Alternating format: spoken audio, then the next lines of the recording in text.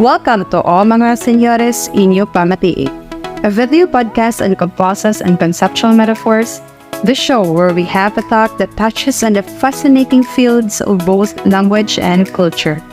Get ready to dive deep into Komposos and conceptual metaphors, uncovering insights, stories, and whole new perspectives. Whether you're an Ilonggo culture enthusiast, a language enthusiast, or simply curious about Komposos and conceptual metaphors, you're in the right place. I am Johanna Payanan. I am Patricia Jane Virgilio. I am Felicia Jen Alcazar. And I am Angelic Coros, and we will be your hosts and partners in exploring the interesting topic of Komposos from the conceptual metaphor angle. So grab your favorite beverage, settle in, and let's embark on this journey together. First, to give a little background on our topic, let us define a komposo. Are you the type of person that listens to radio? Well, you'll probably hear beautiful traditional songs every Sunday accompanied by guitar. These songs are called komposos. And you know what, guys? They are actually sung by Haranistas or Manog Komposo. Oh, that's right, Joe. Well, according to a study done by Kainglet in 1981, Komposo is a ballad that narrates significant community events using real-life situations or allegories. Usually, this term is used side by side with harana or courtship songs. But unlike harana, Komposo deals more on the happenings or events in the surroundings, regardless of how ordinary it may seem, such as accidents and everyday life scenarios, and can also range from varieties of themes such as life, love, and also tragedy. Then, what about conceptual metaphors? Have you ever tried to explain something by using another thing? For example, our love as a journey that we take. That's definitely a conceptual metaphor. So, according to a study of Lakoff and Johnson in 1980, metaphors help us understand a concept or thing by linking it to a more concrete or clear concept. As I mentioned earlier, we can explain the idea of love by thinking of it as a journey. These metaphors allow us to connect two different concepts or ideas such that in love is a journey. Love is about emotions, while a journey means physically traveling. So metaphors shape the day-to-day understanding of certain concepts such as love, which can be structured as a journey. This makes people understand one concept or idea through the other. Just as love, the target domain, is explained in terms of a journey, the source domain. Lastly, metaphors are like puzzles with a bigger picture. Images are connected by sharing common elements to make a bigger concept. now that we have these definitions down, let's try to track down some conceptual metaphors from an Ilonggo komposo entitled Ako Ang Namunit, composed and performed by renowned Haranista Sir Virgilio Pirot Petcheller. Mr. Petcheller currently resides at Barangay Caranas, Haniway, Iloilo, with his wife and has 7 children. He started composing and performing komposos at popular radio station Ilonggo Radio back in 1976. His earliest komposos were Matinaw ang Langit and Kanugon. In 1978, he started recording his songs in Quiapo, Manila and earned a platinum record as well. In 2010, he was granted the Pinoy Icon Award and likewise was featured by popular TV stations ABS-CBN and GMA. Currently, he is one of the Haranistas that perform every Sunday at the RMN radio program Harana. Now, that's an impressive Ilonggo, and I'm sure our dear listeners must be so curious about our composer. So let's have a listen to Sir Pirot himself singing Ako Ang Namunit.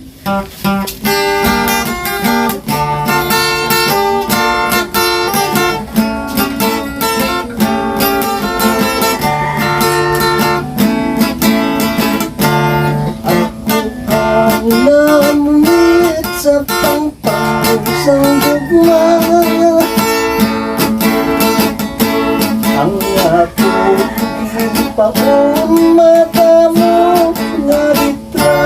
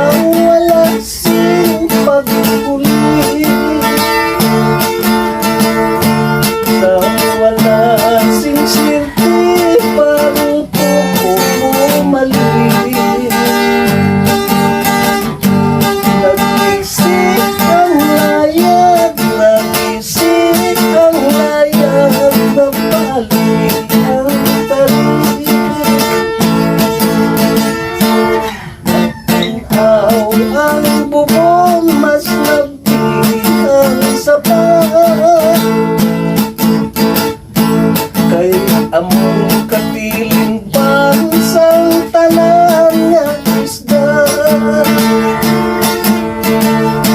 Ang pingpong mo inday nga makahila. Amo ang nagtihad, amo ang nagtihad, sinuhula una. Ang mga dalaga kunti mong tuyuon,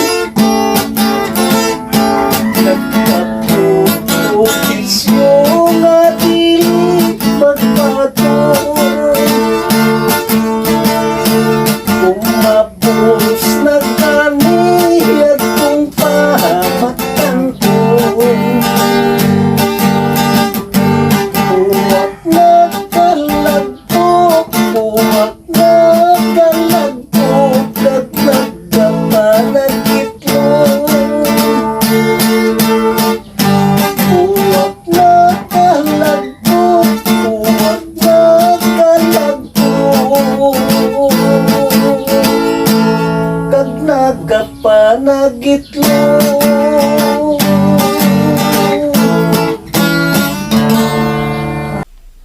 Ako Ang Namunit is really an interesting song, right? For those of our dear listeners who may not be familiar with the Filipino language, the song tells us of the story of a man who romantically pursues a woman by sending her love letters. While the woman does not reciprocate his feelings, in the end, he says that although women play hard to get in a courtship, once her suitor gives up, she still regrets letting the opportunity pass her by. What's really interesting about this song is that the story is told metaphorically by expressing courtship through fishing, with the suitor as the fisherman, the woman as the fish, and the letters as bait. I hope you're all ready as we are now going to identify conceptual metaphors based on the lyrics of the song. First, we have the line, Ako Ang Namunit sa pangpang sang gugma, which could be translated into, I went fishing in the riverbank of love. Now, what does this imply? That love is fishing. Since loving is like fishing, when we catch fishes, it's also like we found potential partners. So what makes them connected to each other? I mean, what do they have in common? For example, here are the things love and fishing have in common. Patience. When we're fishing, it takes a lot of waiting to catch fish, right? That requires patience, and the same goes with love. We should be patient enough to find the right person. Also, both are about dealing with uncertainty, but still hoping for the best. In fishing, we are casting lines in the water. We are not certain if we'll be able to catch some fish, but we hope we will. I'm getting the hang of it. Keep going. Another thing is the use of pangpang sang gugma, or riverbank of love. When we say riverbank, it pertains to a part of a river, right? So meaning, there's something beyond that part. Is that the ocean? Yes, we'll go to that line later, but first, hearing the song, the riverbank is perceived to be the best part of the river where the persona could surely catch fish. Oh yes! Likewise, in love, there's a tendency of exploring the world just to find love. But there is the certain spot that people believe that they would surely find love. Then, what is the best way to catch fish? Using bait, right? In the next line of the song, it says, Akon ginpaon madamo nga letra, which could be translated as, I used letters as baits. This supports the comparison between love and fishing. So what's the connection between letters and baits? In fishing, baits serve as instruments to catch fish. The more baits, the more chances of catching more fishes. While in love, letters are instruments to express love and have a lover. More letters mean more chances for the love to be reciprocated. Thus, letters are bait. And we have lawod sang post office ang iyagin agyan, which manifests the conceptual metaphor, post office is an ocean. Basically, as post offices contain letters before they are delivered to the addressee, oceans contain the fishes where the fisherman catches their fish. Oh, that's the ocean part. I like the way that song starts small with the river, then transitions into something big like the ocean. Yeah, I agree. Then, it was succeeded by the line, ang sobre nga rosa baruto gid sakyan, that takes a new level of conceptualization as the act of fishing elevates into using a sail. Thus, letters are sails. The same with the letters are baits, where both letters and baits serve as a tool to catch a lover or a fish. Letters and sails are also used with the same objective. But more than that, what do you think these two have in common? I think they are like mediums for communication and direction. Exactly. That's right. Well, letters and sails serve as directors of communication and direction respectively. Letters connect people around the world, right? Letters carry their emotions and memories, while sails allow different shores and regions, especially in the name trading, for example, in fishing. The song also mentioned kamot ko kag lapis, amo ang dansalan, which could imply that hand and pencil are ports.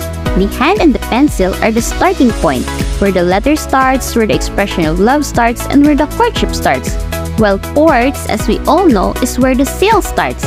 So, if love is fishing, then we start to express love by the way of writing the letter through the hand and the pencil. And in the aspect of fishing, it always starts in the port. Wow! What an amazing connection! And you know what? There's more. There is also a line that says, wala gid sing swerte ang akon pagpangunit. Taw-taw lang nga taw-taw, wala sing naghulik. That implies the conceptual metaphor, love is a gamble. Why do you think so? Okay. So just a little trivia, guys. According to Mr. Petcheller, naghulik means accept. Like in the line, no one accepted the love, or in fishing, no fish was caught in the bait. So the line basically says that fishing is all about luck, chances, and betting, which points out its similarity to gambling. So since love is fishing and fishing relates to betting and taking chances, then love is now something that we take risks and chances for, similar to gambling. Oh, so moving on, we also have mind is a captor. That is derived from the lines, amo ang nagbihag sining huna-huna. You know, we have that instance, right? That we keep on thinking about something, as if our mind is only caged, that it is only programmed to think that. Here, in the context of the song, the man keeps thinking of the smile of the lady. So with the lady being mentioned, I believe that the last two metaphors are all connected to women. Am I right? Yes, so first, the lines state, ang mga dalaga kung imo tuyuon, nagabulubisyo nga hindi magbaton, which implies that women are dreams or goals. Women are courted as if they were dreams and goals that men should really put effort into, which of course I totally agree with. Aha! That basically illustrates the Filipino culture. So then, in the same line, it could also depict that women are machines. I think most men would agree to this statement, but do you observe that sometimes, or should I say, always, women are unpredictable? That they are like machines that would not function well even if they are totally fine, right? Yes. So that's it, the conceptual metaphors in the song Ako Ang Namunit by Virgilio, Pirot, Petcheller. To add more to your fascination, according to Mr. Petcheller, this song is based on the way of life of the Ilonggos before.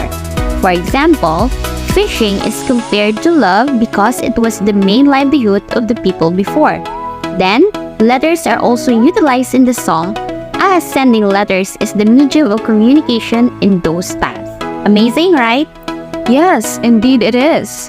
So before we end, we would like to leave our gentle listeners with a short snippet of our interview with Mr. Petcheller himself. Our question for him was, what can Komposos contribute to our society? And this was his answer. Ako na lang, tao ko sa buong mga India, the other way, ito lang mga inabot, kita ng mga mga sa tano.